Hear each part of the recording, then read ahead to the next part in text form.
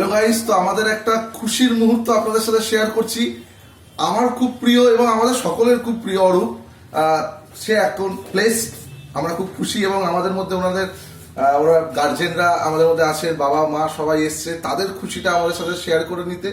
তো আমি তাদেরকে বলবো, তারা আমাদেরকে মিষ্টি মুখ খাওয়াতে এসছে। তো সাবির স্যার, বুলবুল ম্যাম, আপনারা যদি এগিয়ে আসেন। রাজাবাবু স্যার, হ্যাঁ হ্যাঁ ম্যাম আসুন। আরে আজকে না থাকলে তো এটা সম্পূর্ণ হবে না। ম্যাম আসুন, আপনি আসুন। আপনারা না আসলে ওর হাতে ওর সম্পূর্ণ হতো না। একদম আপনারা খুশি, এটাই তো যথেষ্ট।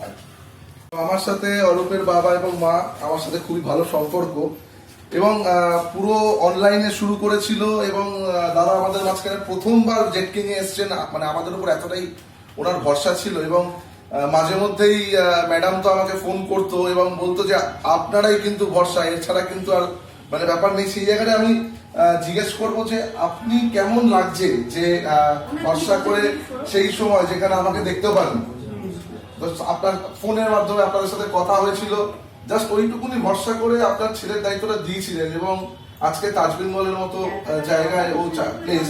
তো কেমন লাগছে অ্যাজ এ গার্জেন, আপনাদের কেমন লাগছে? না, খুব ভালো জায়গা, জায়গাটা খুব প্লেসমেন্টও ভালো, পরিবেশও ভালো। আপনারা খুশি তো?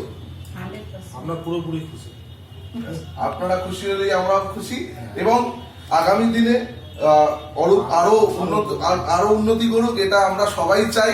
আর ও যত উন্নতি করবে আমাদের থেকে বেশি আপনারা খুশি হন, এটা আমি সব থেকে বেশি চাই।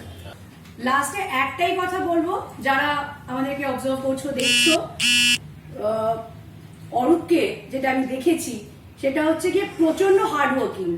মানে ওর প্রতি মুহূর্তে ওর মুখে আমি হাসিটা দেখতামই। ও কাজ করছে, শিখছে, পড়ছে, বাট ভীষণ হার্ড ওয়ার্কিং। আপনারা সত্যি খুব লাকি ওর মতন ছেলে পেয়ে।